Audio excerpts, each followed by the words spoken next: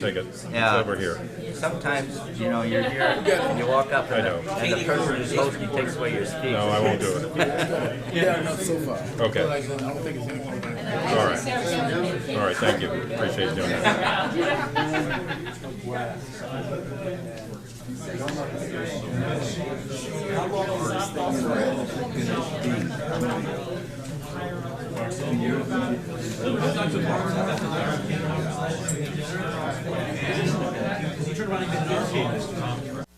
King. And the last 3 years, and next year, which will be the 45th anniversary of that assassination, we are going to be in New York again at the Dr. Betty Shabazz and Malcolm X Memorial and Educational Center with a panel about Malcolm X's assassination. So we try to cover the major political assassinations of the 60s. We keep pushing for release of files and release of the history. COPA began some time ago as an effort to gather the research community together, to work on projects together, to oversee the release of the JFK assassination files under the JFK Records Assassination Act, and we had some impact on that. And we're also currently working on what we hope will be an introduction finally this year of a new Martin Luther King Records Act that will release the files on the life and death of Dr. King. And we have two people in the key subcommittee and committee posts who are former members of the Congressional Black Caucus and were co-sponsors when it was introduced under Cynthia McKinney when I worked for her, and both of them want to get the bill moving. So when you have the two chairs, there's a good chance you'll get a hearing. And so we're along. We don't have a number yet or co-sponsors, but we got the right people working on it, and it potentially could release hundreds of thousands of records regarding Dr. King.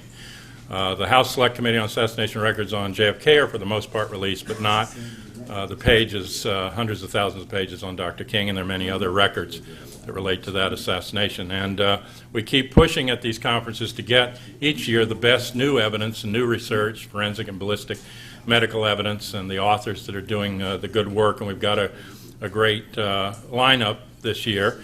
We're going to be here tonight. The rest of the weekend we are at the Hotel Lawrence over at the corner of Houston and Jackson Streets, just down from Dealey Plaza.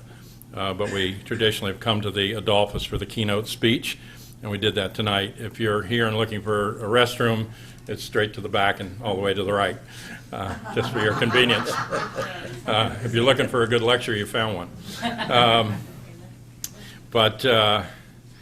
We have a full registration as well as a day registration, so you can maybe be coming to this event, maybe you just want to come to one other day at COPA, you can do that. And we this year also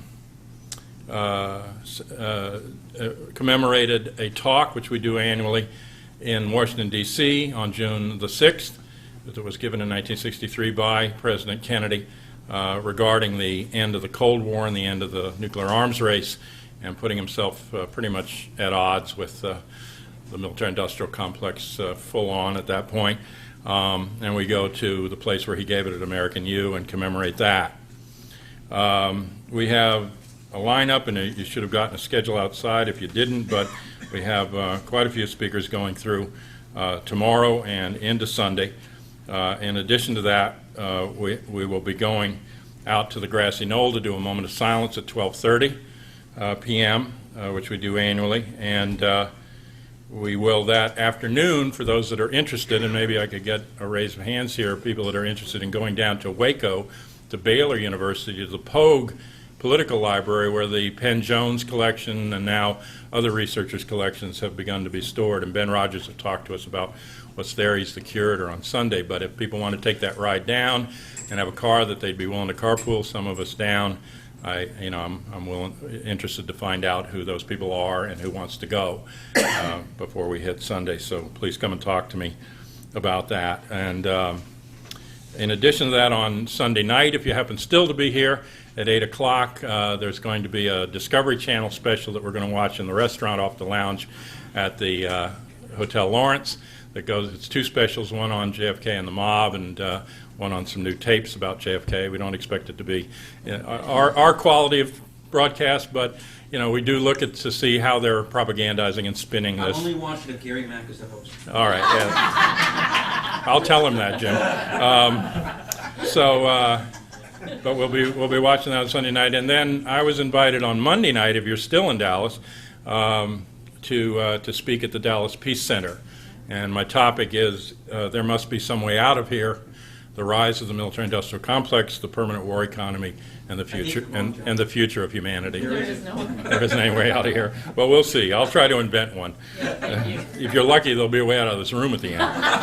And I should say at the end also, Jim will be signing his book at the rear if people want to buy copies of the book, and that'll be available after he speaks. But that's pretty much the outline. We do have a resource and book section at the Hotel Lawrence as well, care of and with the help of Andy Winarsic and Last Hurrah Books and Gerald Blow, who's here tonight.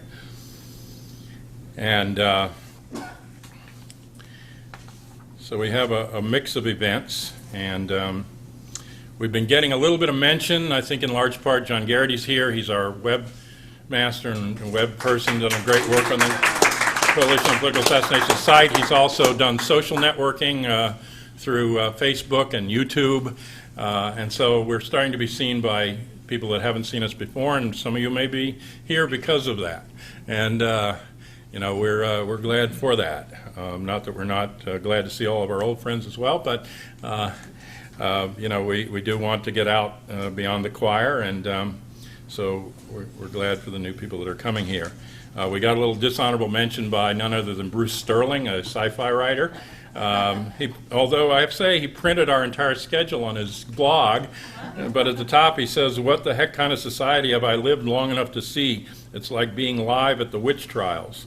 I don't know. I wrote and asked him what it had to do with witch trials. I said, "Were the witches convicted on ballistic evidence?"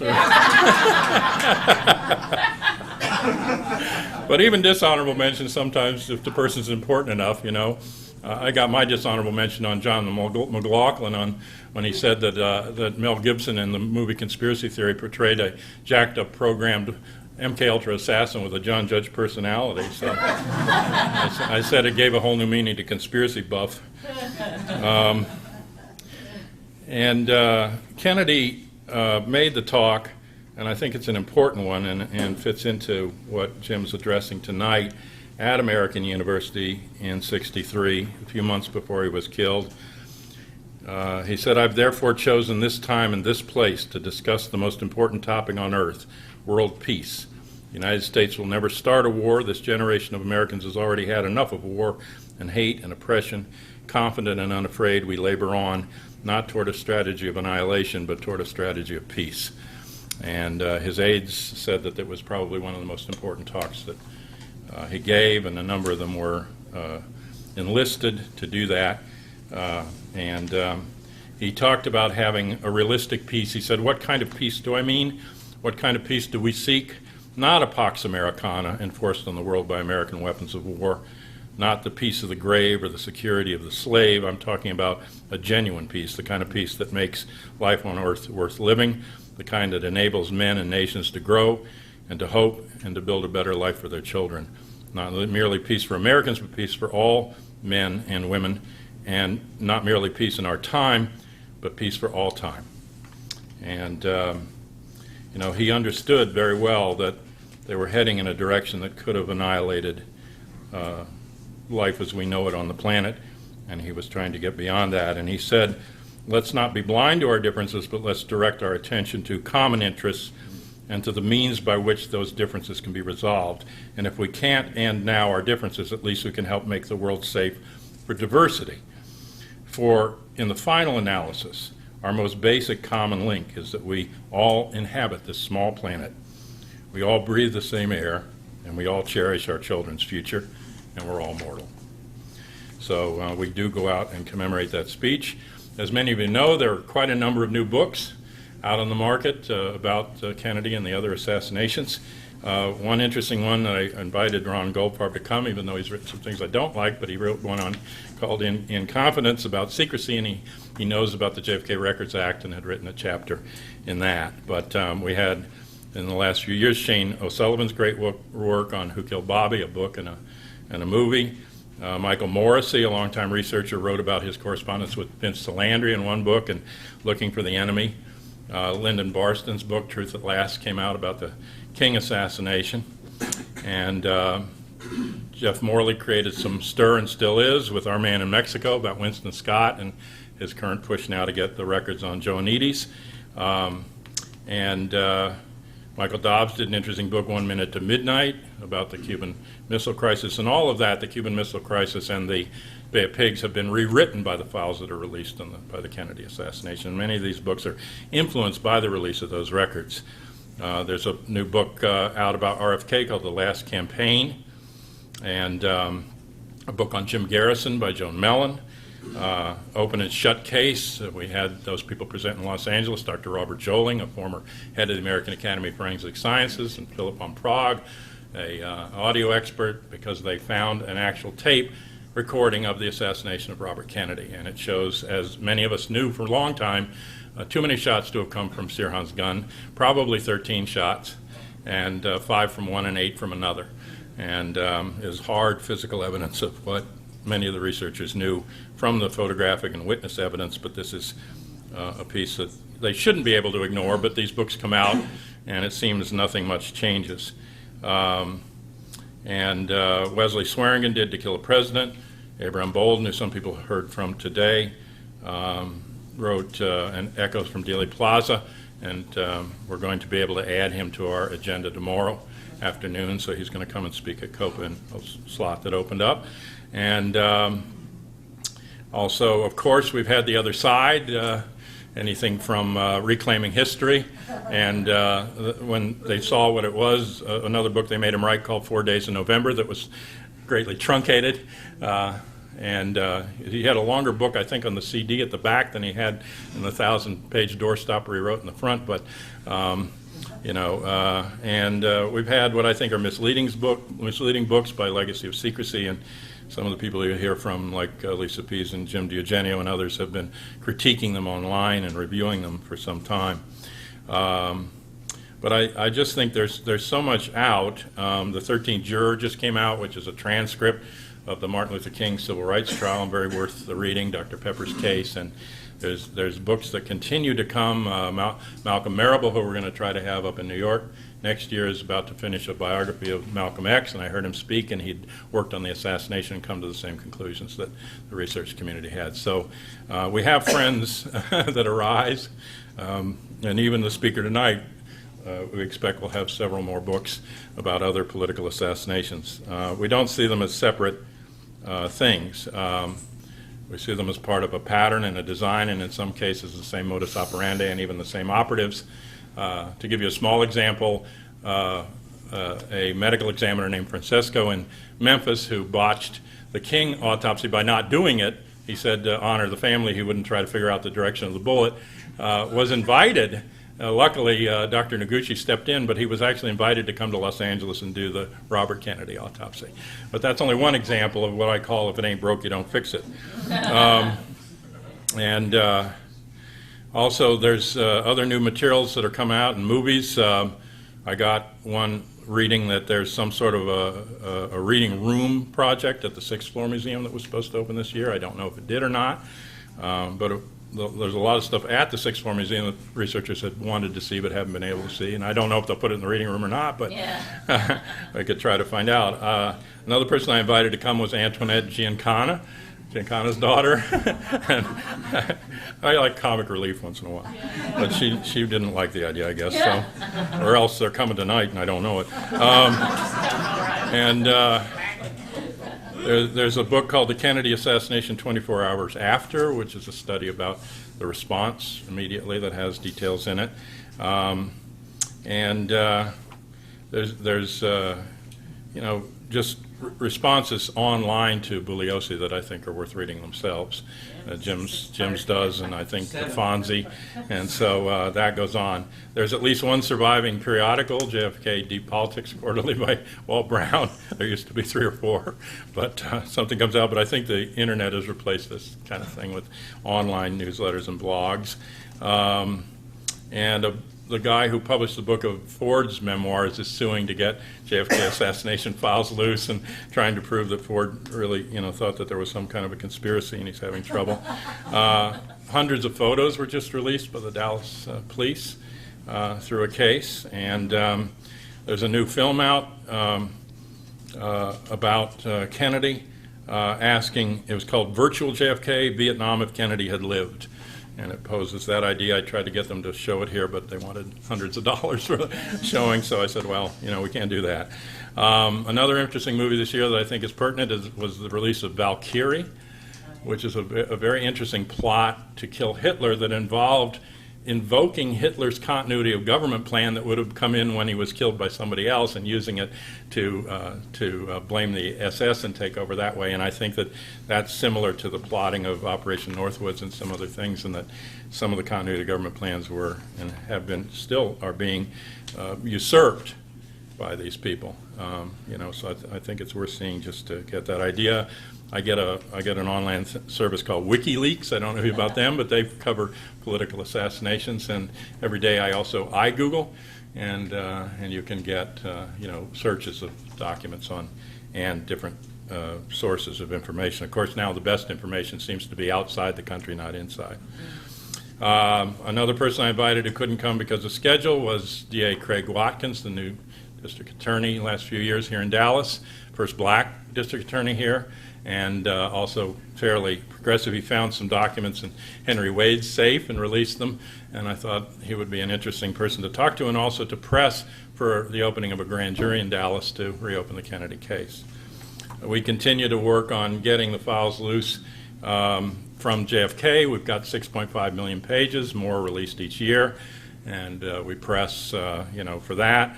The Nazi War Crimes Records Act is the only other act that outdoes that. They've got over 8.5 million pages. But we'd like to see the King Act get put into place this year. And Bill Kelly, who many of you know, co-founder of COPA and the Committee for an Open Archive, has been pushing for oversight hearings on the JFK Act. My sense of Congress, having been inside it, is that it's not something they'll do in a vacuum, and they don't have enough interest now. But if we can get hearings on Martin Luther King Act, it is based on the JFK Act, and through that we might be able, I think, to get some review of what was done or not done. Here's some deaths this year. An ex-FBI agent died. Maybe you read about this, but I found him pretty interesting, by the name of Ingram, Jim Ingram. Died of pancreatic cancer, 77-year-old retired agent. He worked with the Mississippi Highway Patrol, and he'd been in the agency quite some time. He investigated Klan killings and violent acts in Mississippi regarding Michael Schwerner, Andrew Goodman, and James Chaney. He worked on other cases, including the 1963 assassination of President John F. Kennedy, the 1968 assassination of Reverend Martin Luther King, and the 1978 mass suicide in Guyana of more than 400 followers of Jim Jones, a case that I spent 3 years working on and wrote. So that's another, if it ain't broke, you don't fix it, I think. Just too many investigations that interact. We got a tape that I'm hoping to play this year during movie night, if people want to hear it, of Dr. Martin Luther King, who I found out came to my University of Dayton in 1964 and did a talk urging nonviolence and the power of the ballot, and they've recovered a tape of that, and it's very moving to hear him speak. And as I said, there are other things that continue to come out on the other political assassinations, and I know that we had a presentation in the past by Jim Douglas at COPA about the Malcolm X assassination, which he's done work on and plans to write about in the future, along with, he just told me he's working on one on Gandhi's assassination, 1947. That's got important political overtones, and also on the assassination of Robert Kennedy and King. So he's got his work cut out for him. Another person that died this year that many of you knew is Walter Cronkite. He's called the most trusted man in America, but I remember him standing in Dealey Plaza in 1967, looking up at the window and saying, you know, it just doesn't seem possible that one man firing from one location could have done so much damage under ordinary circumstances. But these are no ordinary circumstances, he said. He was firing at the President of the United States. And thus the laws of physics suspend.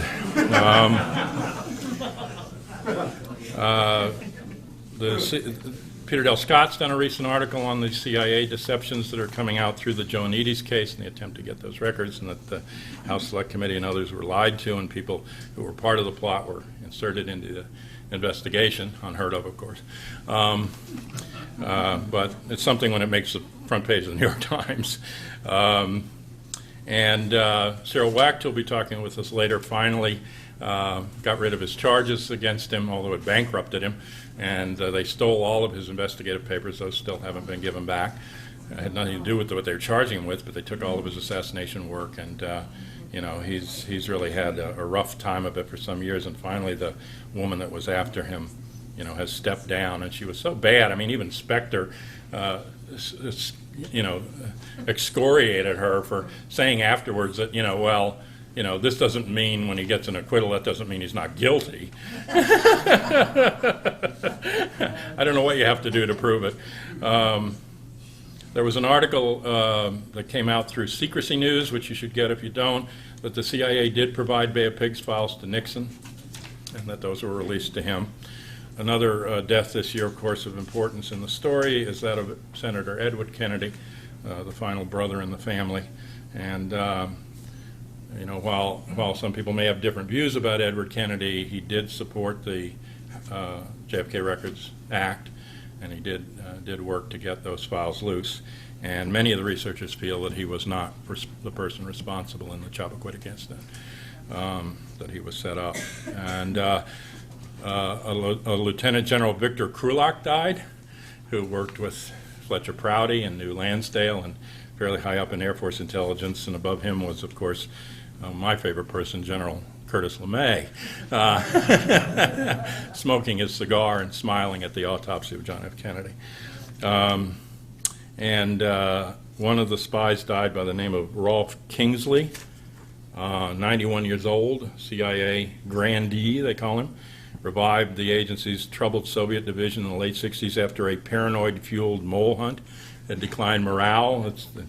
We're talking about James Angleton here. And he was OSS, the precursor to the CIA. He worked in the Middle East and Germany, joined the CIA in '47. He's in Turkey and many other places, and he became a leading voice working to discredit Golitsyn in favor of a far more reliable defector named Yuri Ivanovich Nosenko. So he's gone, not without damage. This was an interesting one that I found. This is a socialite, captivated and charmed. You probably can't see her from all the way back there. She has a nice little Easter hat on and some dolls next to her. And her name is Virginia Warren Daly.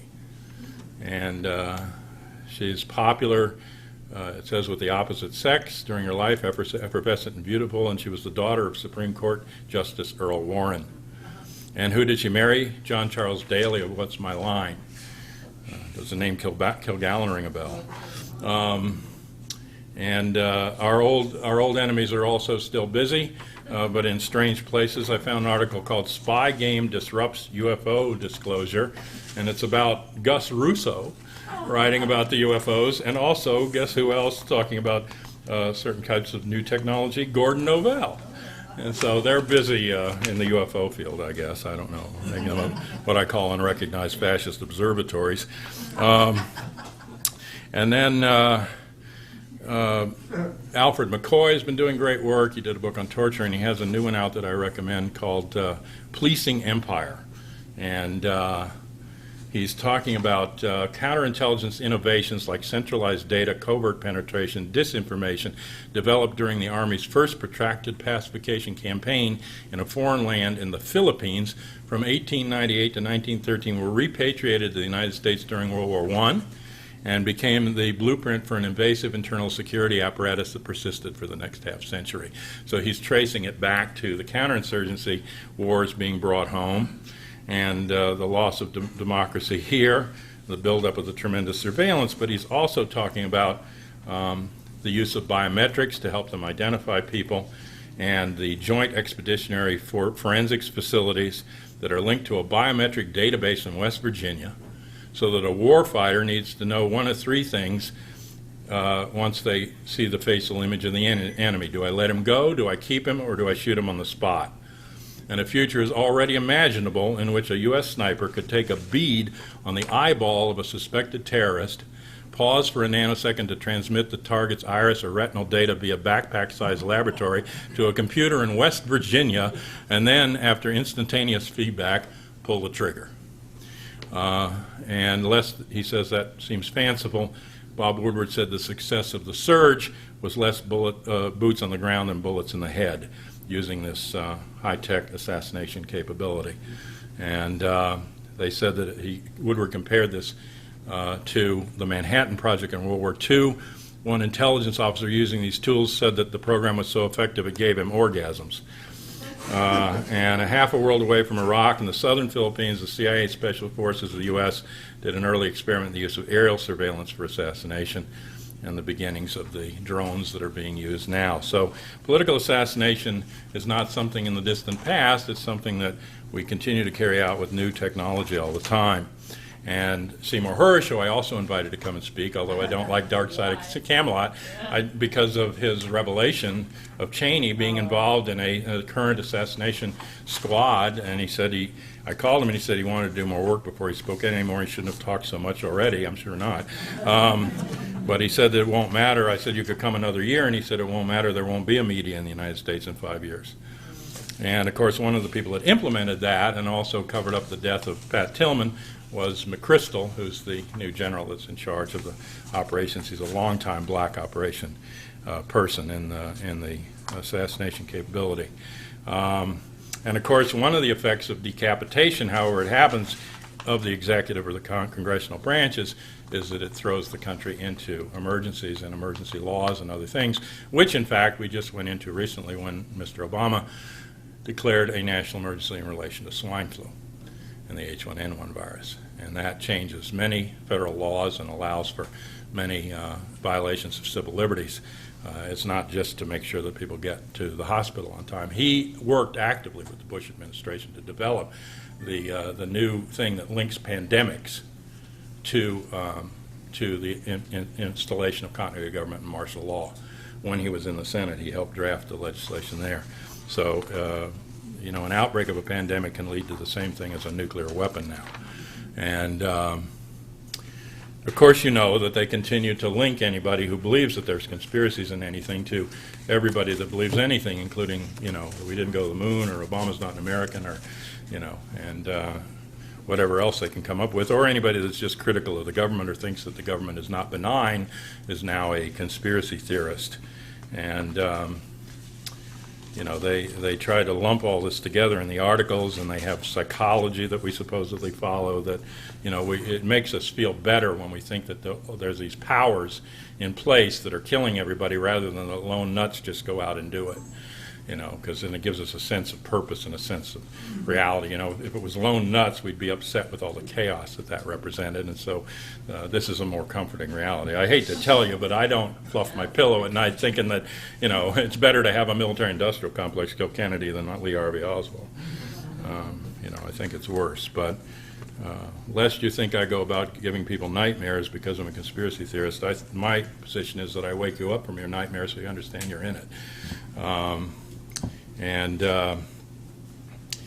I think we study political assassinations in the end because they are done for a reason, and the reason is both social change and social control.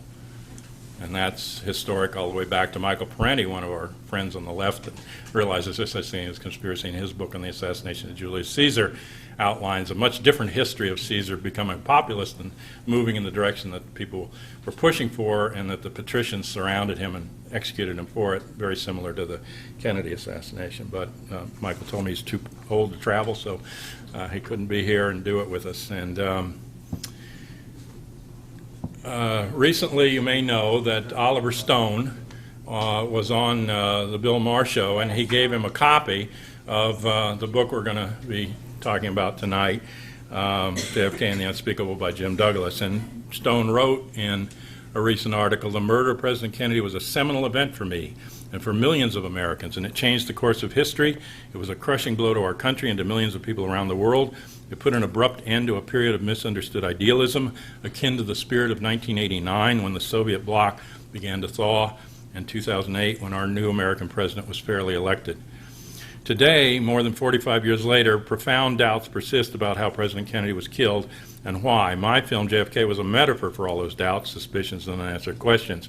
Now, an extraordinary new book offers the best account I have read of this tragedy and its significance. That book is James Douglas, JFK and the Unspeakable, Why He Died and Why It Matters. It's a book that deserves the attention of all Americans. It is one of the rare books that, by helping us understand our history, has the power to change it.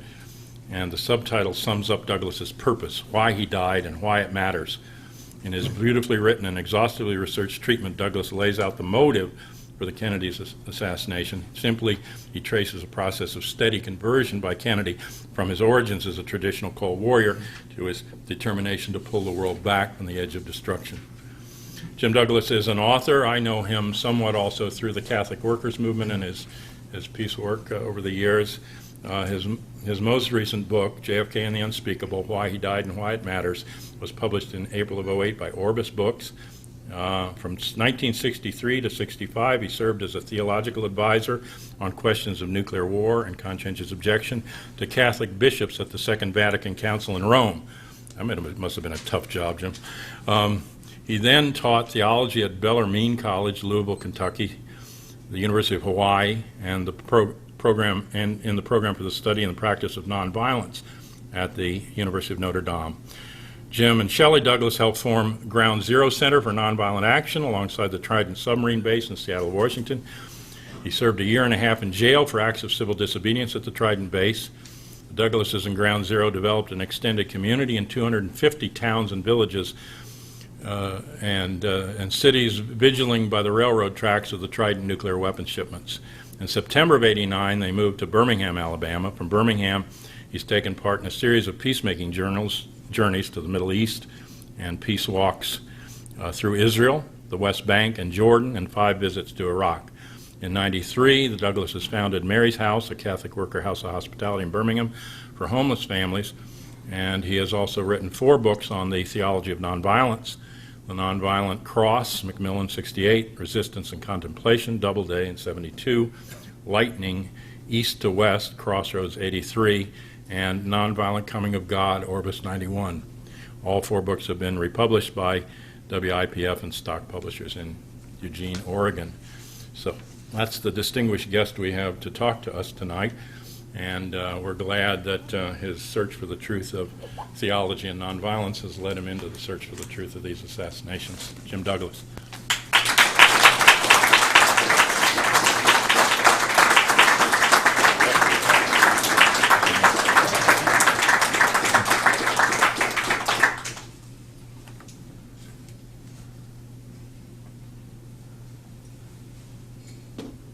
Can everybody hear okay in terms of the mic? Thanks. I had to think a long time about what to say here tonight. I'm not primarily a researcher. I come at this from a different perspective maybe, and I don't have the expertise of probably 90% of the people or 100% of the people in this room. But so I finally, after thinking about what I could share with you, I decided to talk about hope and the hope of confronting the unspeakable in the assassination of President Kennedy. And well, let's see where it goes, and then maybe you can share your reflections on what I have to share. Concerned friends have asked me, as perhaps they've asked you as well, over the years,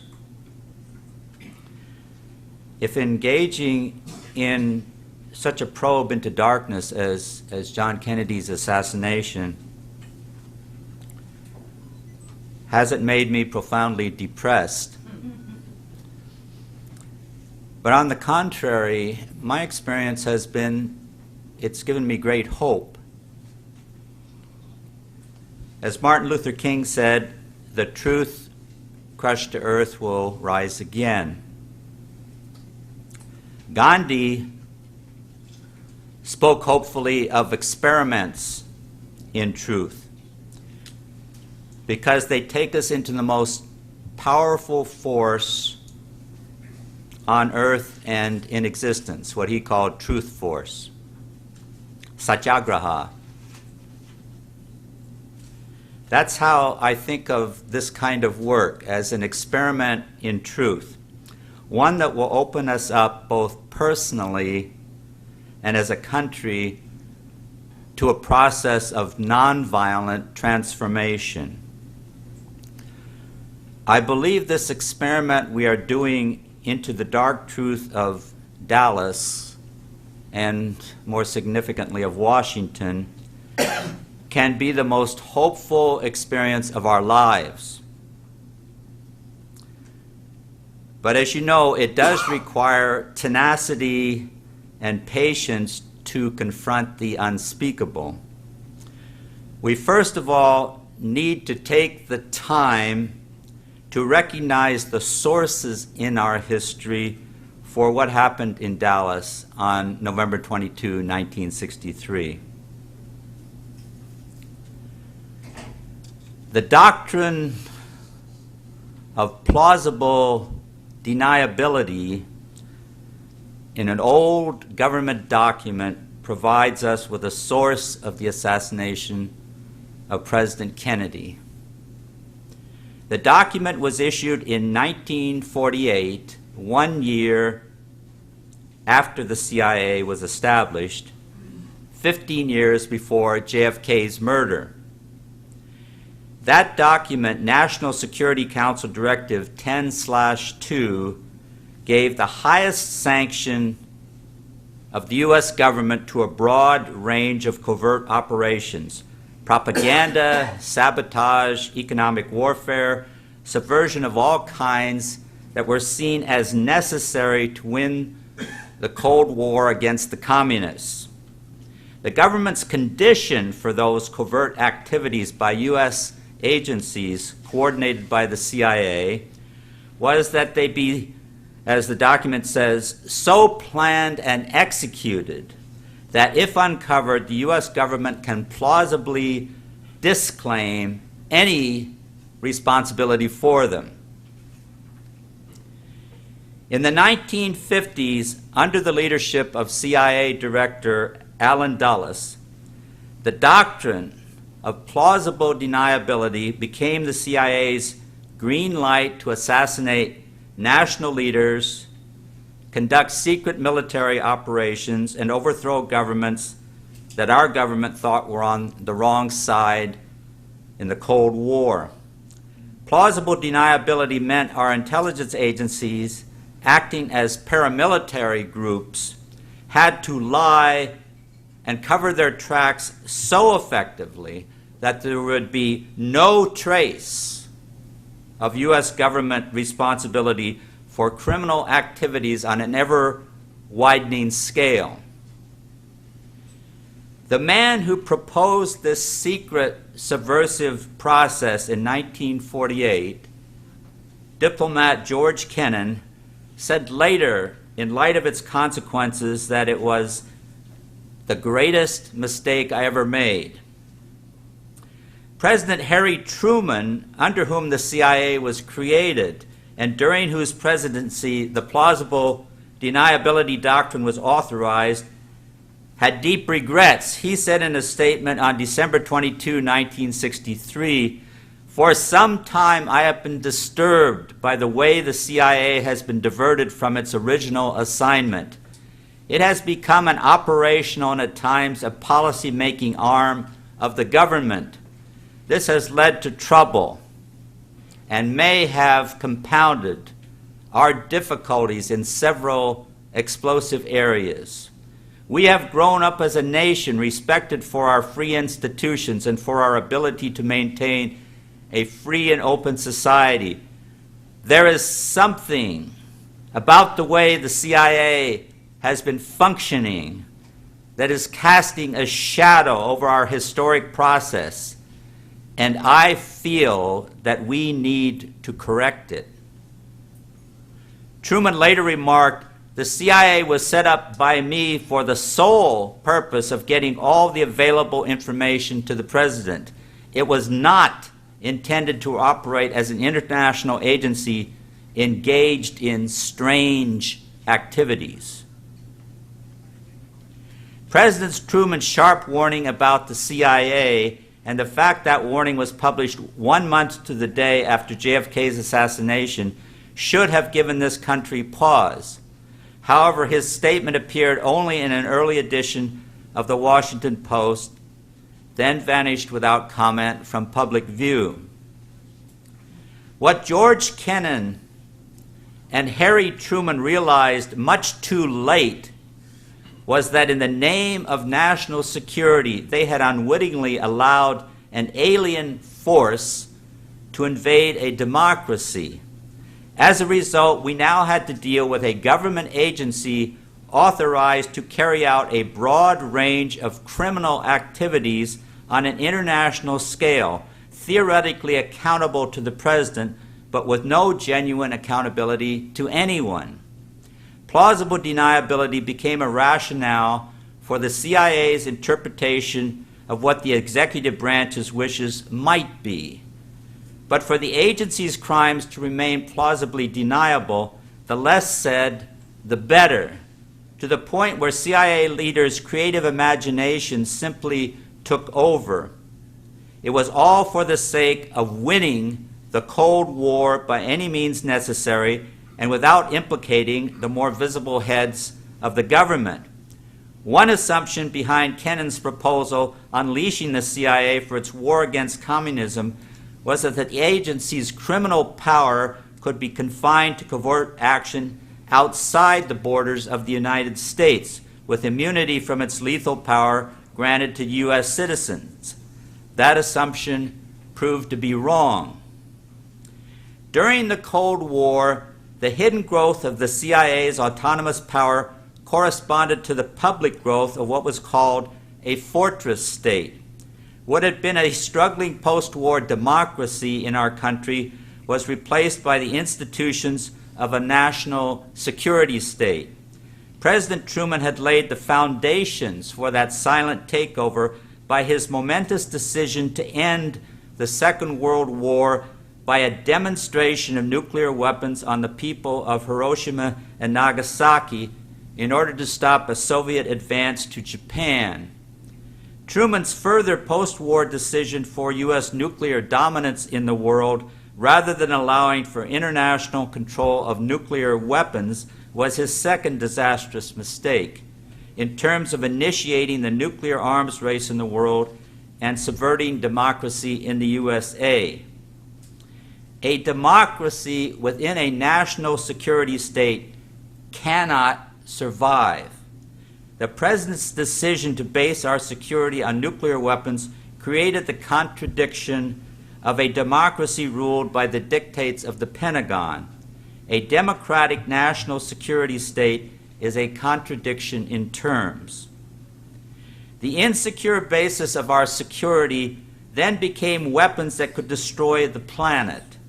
To protect the security of that illusory means of security, which was absolute destructive power, we now needed a ruling elite of national security managers with an authority above that of our elected representatives.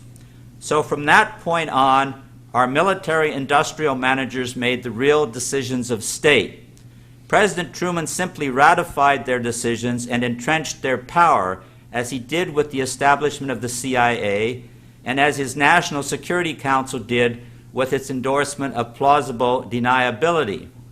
His successor, President Eisenhower, also failed to challenge in his presidency what he warned against at its end, the military-industrial complex. He left the critical task of resisting that anti-democratic power in the hands of the next president, John Kennedy. When President Kennedy then stood up to the Pentagon, the CIA, and the military-industrial complex, he was treated as a traitor. The doctrine of plausible deniability allowed for the assassination of a president seen as a national security risk himself. The CIA's plausible deniability for crimes of state, as exemplified by JFK's murder, corresponds in our politics to what the Trappist monk and spiritual writer Thomas Merton called the unspeakable. Merton wrote about the unspeakable in the 1960s when an elusive, systemic evil was running rampant through this country and the world. The Vietnam War, the escalating nuclear arms race, and the interlocking murders of John Kennedy, Malcolm X, Martin Luther King, and Robert Kennedy were all signs of the unspeakable. For Merton, the unspeakable was ultimately a void, an emptiness of any meaning, an abyss of lies and deception. He wrote the following description of the unspeakable shortly after the publication of the Warren Report, which he could have been describing. He said, "The unspeakable is the void that contradicts everything that is spoken, even before the words are said. The void that gets into the language of public and official declarations at the very moment when they are pronounced and makes them ring dead with the hollowness of the abyss." That's the Warren Report. The void of the unspeakable is the dark abyss. It's the midnight reality of plausible deniability that we face when we peer into our national security state's murder of President Kennedy. And that, I believe, is precisely where hope begins. Why President Kennedy was murdered can be, I believe, a profound source of hope to us all when we truly understand his story. Now, how can that possibly be? The why of his murder as a source of hope. Let's begin with the way Kennedy himself looked at the question. One summer weekend in 1962, while he was out sailing with friends, President Kennedy was asked what he thought of 7 Days in May. You remember 7 Days in May? A best-selling novel that described a military takeover in the United States. JFK said he'd read the book, and as you know, he was a very fast reader. And he came back the next day, and he said, yes, he'd read it, and then he discussed with his friends the possibility of their seeing just such a coup in the United States. These words were spoken by him after the Bay of Pigs and before the Cuban Missile Crisis. He said, "It's possible. It could happen in this country, but the conditions would have to be just right. If, for example, the country had a young president and he had a Bay of Pigs, there would be a certain uneasiness. Maybe the military would do a little criticizing behind his back, but this would be written off as the usual military dissatisfaction with civilian control. Then if there were another Bay of Pigs, the reaction of the country would be, is he too young and inexperienced? The military would almost feel that it was their patriotic obligation to stand ready to preserve the integrity of the nation, and only God knows just what segment of democracy they would be defending if they overthrew the elected establishment." Pausing a moment, he went on, "Then if there were a third Bay of Pigs, it could happen." Waiting again until his listeners absorbed his meaning, he concluded with an old Navy phrase, "But it won't happen on my watch." Let's remember that JFK gave himself 3 strikes before he would be out by a coup, although he bravely said it wouldn't happen on his watch. As we know, and as the young President John Kennedy knew, he did have a Bay of Pigs. The president bitterly disappointed the CIA, the military, and the CIA-trained Cuban Exile Brigade by deciding to accept defeat at the Bay of Pigs rather than escalate the battle.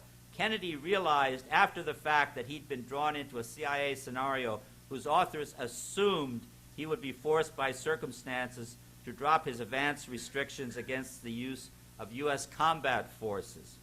He had been lied to in such a way that in order to win at the Bay of Pigs, he would be forced to send in U.S. troops. But JFK surprised the CIA and the military by choosing instead to accept a loss. They couldn't believe, he said, that a young president would make such a decision. We know how JFK reacted to the CIA setting him up. He was furious. When the enormity of the Bay of Pigs disaster came home to him, he said he wanted to splinter the CIA in 1,000 pieces and scatter it to the winds. He ordered an investigation into the whole affair under the very watchful eyes of his brother, Attorney General Robert Kennedy. He fired CIA Director Allen Dulles, Deputy Director Richard Bissell Jr., and Deputy Director General Charles Cabell. That was a huge decision, firing the top of the CIA's hierarchy, including the legendary leader who had come to personify the agency, Allen Dulles. The president then took steps to cut the CIA budget in 1962, again in 1963, aiming at a 20% reduction by 1966. John Kennedy was cutting back the CIA's power in very concrete steps by step. We know how the CIA and the Cuban exile community regarded Kennedy in turn because of his refusal to escalate the battle at the Bay of Pigs. They hated him for it. They did not forget what they thought was unforgivable.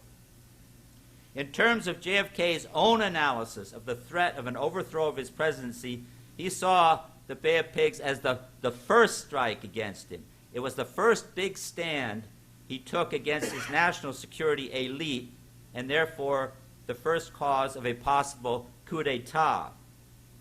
However, in terms of our Constitution, our genuine security, and world peace, the position Kennedy took in facing down the CIA and the military at the Bay of Pigs, rather than surrendering to their will, was in itself a source of hope.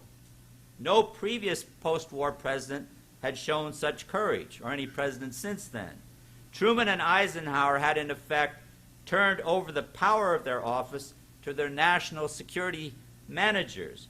Kennedy was instead acting like he was the president of the country by saying a strong no to the security elite on a critical issue. If we, the people, had truly understood what he was doing then on our behalf, we would have thought the president's stand a deeply hopeful one. In terms of his 7 days in May analysis of a coming coup, John Kennedy did have a second Bay of Pigs. The president alienated the CIA and the military a second time by his decisions during the Cuban Missile Crisis. JFK had to confront the unspeakable in the missile crisis in the form of total nuclear war. At the height of that terrifying conflict, he felt the situation spiraling out of control, especially because of the actions of his generals. For example, with both sides on hair-trigger alert, the U.S. Air Force test-fired missiles from California across the Pacific, deliberately trying to provoke the Soviets in a way that could justify our superior U.S. forces blanketing the USSR with an all-out nuclear attack. As we know from Kennedy's secretly taped meeting with his Joint Chiefs of Staff on October 19, 1962, the chiefs were pushing him relentlessly to launch a preemptive strike on Cuba and ultimately the Soviet Union. In this encounter, the chiefs' disdain for their young commander-in-chief is summed up by a man whom John mentioned earlier, Air Force Chief of Staff General Curtis LeMay, when he says, LeMay says, we can hear it all on the tape, "This blockade and political action is almost as bad as the appeasement of Hitler at Munich. I think that a blockade and political talk would be considered by a lot of our friends and neutrals as being a pretty weak response to this. And I'm sure a lot of our own citizens would feel that way too. You're in a pretty bad fix, Mr. President." President Kennedy responds, "What did you say?" "You're in a pretty bad fix." President Kennedy, with a mocking laugh, "You're in with me." As the meeting draws to a close, Kennedy rejects totally the Joint Chiefs' arguments for a quick, massive attack on Cuba. The president then leaves the room, but the tape keeps on recording. 2 or 3 of the generals remain, and one says to LeMay, "You pulled the rug right out from under him, goddamn." LeMay with a chuckle, "Jesus Christ, what the hell do you mean?" Other general, "He finally got around to the word escalation. That's the only goddamn thing that's in the whole trick. Go in and out and get every goddamn one of the missiles. Escalation, that's it. Somebody's got to keep them from doing the goddamn thing piecemeal. That's our problem." The White House tapes show Kennedy questioning and resisting the mounting pressure to bomb Cuba coming from both the Joint Chiefs and the Executive Committee of the National Security Council. At the same time, John Kennedy and Nikita Khrushchev, the 2 men most responsible for the Cuban Missile Crisis, seemed locked in a hopeless ideological conflict. The U.S. and Soviet leaders had been following Cold War policies that now seem to be moving inexorably toward a war of extermination. Yet, as we have since learned, Kennedy and Khrushchev had been engaged in a secret correspondence for over a year that gave signs of hope. Even as they moved publicly, step by step toward a Cold War climax that would almost take the world over the edge with them, they were at the same time smuggling confidential letters back and forth that recognized each other's humanity and hoped for a solution. They were public enemies who, in the midst of deepening turmoil, were secretly learning something approaching trust in each other. I reread several of these letters yesterday. A man was asking me to reread them to him over the radio, and I was struck especially by the first things that Khrushchev says in his first letter to JFK when he's sitting by the Black Sea in his home, and he's looking out over the water, and it's a very beautiful letter, beginning of the letter especially. He looks out over the water and he reflects on what he's seeing and how what a contrast this is to what they're trying to address. And he says, "I want to suggest to you, Mr. President, a symbol of our problem." He says, this is Khrushchev, the communist, saying this, "It's Noah's Ark." He said, let's not try to distinguish who are the clean and the unclean on this ark, Mr. President. We're in a sea of nuclear weapons. Let's just keep the ark afloat. And Kennedy, after this letter was smuggled to him in a newspaper to his press secretary, who wondered, why do I want a newspaper given to me by a KGB agent? And he found out that there was a 28-page letter to the president inside it from Nikita Khrushchev. And when Kennedy responded to this, he was sitting by the Atlantic Ocean in Hyannisport, and he talks about the beauty there, and he says, yes, Mr. Chairman, Noah's Ark, that's our symbol. We have to keep the Ark afloat. We have to keep the Ark afloat. So even in the midst of the missile crisis, these 2 men had begun to, through their communications, their secret communications, they'd begun to almost beyond their intentions to develop a bit of trust in each other. So on what seemed the darkest day in the crisis, when a Soviet missile had shot down a U-2 spy plane over Cuba, intensifying the already overwhelming pressures on Kennedy to bomb Cuba, the president sent his brother, Attorney General Robert Kennedy, secretly to Soviet Ambassador Anatoly Dobrynin. RFK told Dobrynin, as Dobrynin reported to Khrushchev, that the president, quote, didn't know how to resolve the situation. The military is putting great pressure on him. Even if he doesn't want or desire a war, something irreversible could occur against his will. That is why the president is asking for help to solve this problem. In his memoirs, Khrushchev recalled a further chilling sentence from Robert Kennedy's appeal to Dobrynin. If the situation continues much longer, the president is not sure that the military will not overthrow him and seize power. The editor to Khrushchev's memoirs felt he had to stick in a, a footnote in there and say, there's no evidence of this, there's no evidence of this. Well, apparently the president thought there was some. Sergei Khrushchev, Nikita's son, who, as you probably know, is now in this country and a citizen, he's described his father's thoughts. His father described the thoughts to him when he read Dobrynen's Wired report relaying John Kennedy's plea. The president was calling for help. That was how father interpreted Robert Kennedy's talk with our ambassador. So at a moment when the world was falling into darkness, Kennedy did what from his general standpoint was intolerable and unforgivable. JFK not only rejected the general's pressures for war, even worse, the president then reached out to their enemy asking for help. That was treason. When Nikita Khrushchev had received Kennedy's plea for help in Moscow, he turned to his foreign minister, Andrei Gromyko, and he said, "We have to let Kennedy know that we want to help him." Khrushchev stunned himself by what he just said. Did he really want to help his enemy Kennedy? Yes, he did. He repeated the word to his foreign minister. Yes, help. We now have a common cause to save the world from those pushing us toward war. How do we understand that moment? The two most heavily armed leaders in history, on the verge of total nuclear war, joined hands against those on both sides pressuring them to attack. Khrushchev ordered the immediate withdrawal of his missiles in return for Kennedy's public pledge never to invade Cuba and his secret promise to withdraw U.S. missiles from Turkey, as he would in fact do. By the way, I was in Rome, Italy at this time, and I didn't know, of course, the secret pledge that Kennedy had given to Khrushchev, or that he would in fact withdraw his missiles from Turkey. So I wrote an article for Dorothy Day's Catholic Worker newspaper, the most radical Catholic paper in the country, if not in existence.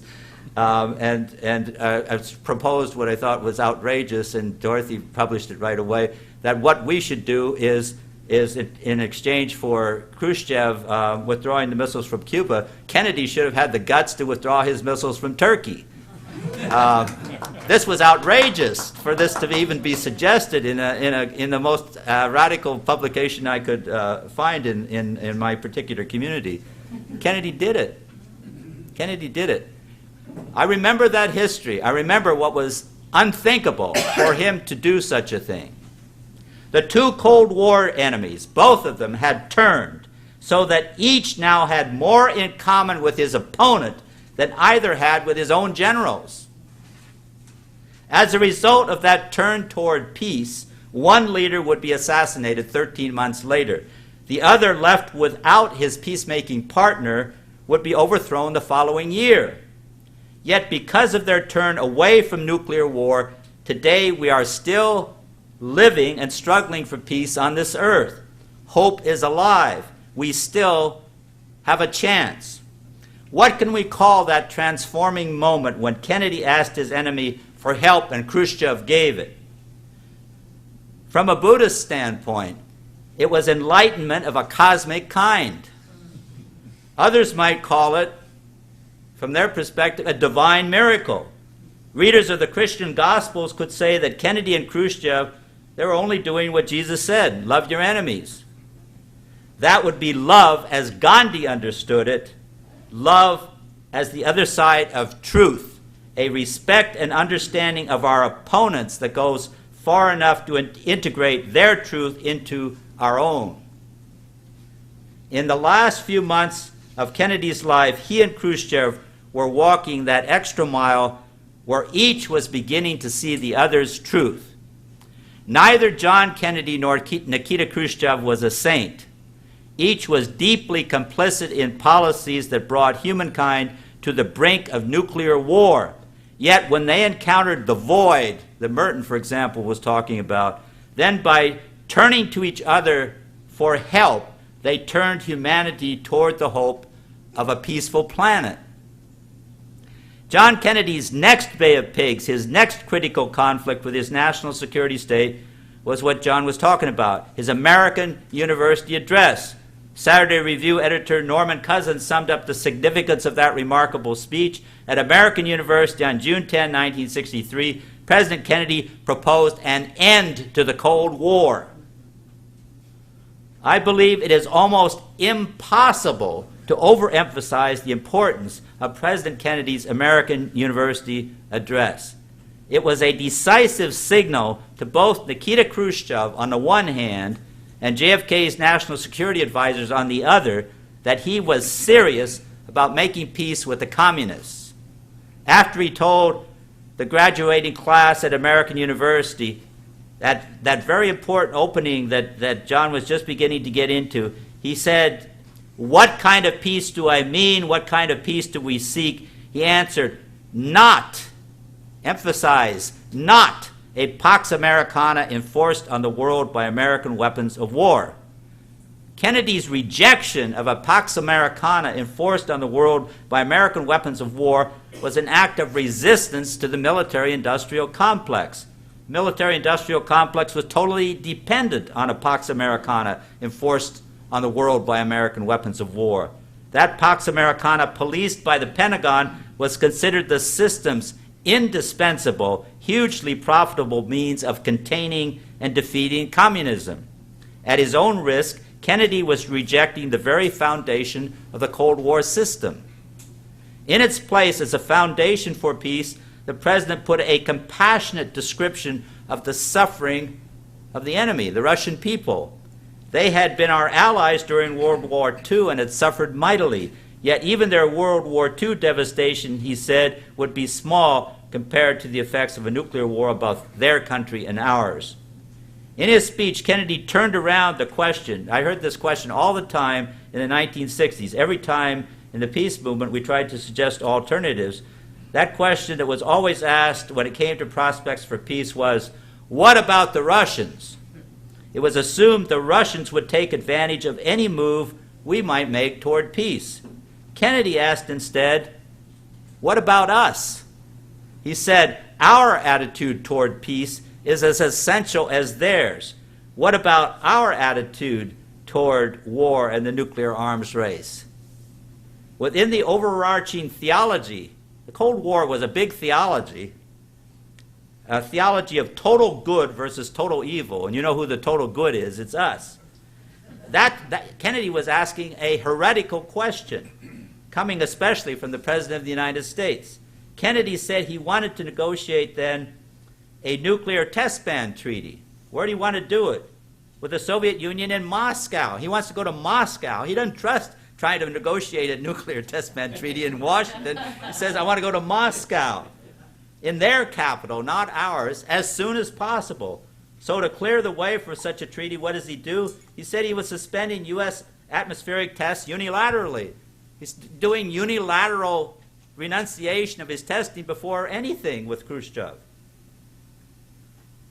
John Kennedy's strategy of peace penetrated the Soviet government's defenses far more effectively than any missile could ever have done.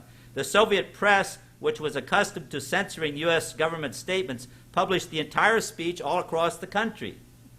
Soviet radio stations broadcast and rebroadcast the speech to the Soviet people. In response to Kennedy's turn toward peace, the Soviet government even stopped jamming all Western broadcasts into their country. Everything is changing. Nikita Khrushchev was deeply moved by the American University address. He said Kennedy had given the greatest speech by any American president since Roosevelt. JFK's speech was received less favorably, where? In his own country. The New York Times reported his government skepticism. They said, generally, there was not much optimism in official Washington that the president's conciliation address at American University would produce agreement on a test ban treaty or anything else. In contrast to the Soviet media that were electrified by the speech, the U.S. media ignored or downplayed it, as they've done to the present. For the first time, Americans had less opportunity to read and hear their president's words than did the Russian people. A turnaround was occurring in the world on different levels. Whereas nuclear disarmament had suddenly become feasible, Kennedy's position in his own government had become precarious. President Kennedy's next critical conflict with his national security state, propelling him toward the coup d'etat he saw as possible, number 4, was a partial nuclear test ban treaty that he signed with Nikita Khrushchev on July 25, 1963. Just 6 weeks, if you can imagine that, 6 weeks to negotiate that treaty after the American University address. The way he did it was he sent Averill Harriman as his representative to Moscow, and every time Averill Harriman, with the Soviet negotiators, had a question, he said, "Excuse me, please." He ran to a telephone, and he ran back with the answer. The telephone was directly to Kennedy. Kennedy negotiated that treaty point by point, personally, right straight through. That's why it happened in 6 weeks. And he did a total end run around his military advisors who were opposed to it. He didn't even consult them on it. He was fiercely fiercely determined, but he was not optimistic that the test ban treaty be ratified by the defense-conscious Senate. In early August, he told his advisors that getting Senate ratification of the agreement would be almost in the nature of a miracle. And we can understand, given what's happening in Congress today, what he faced in terms of, at the height of the Cold War, getting a nuclear test ban treaty through the Senate.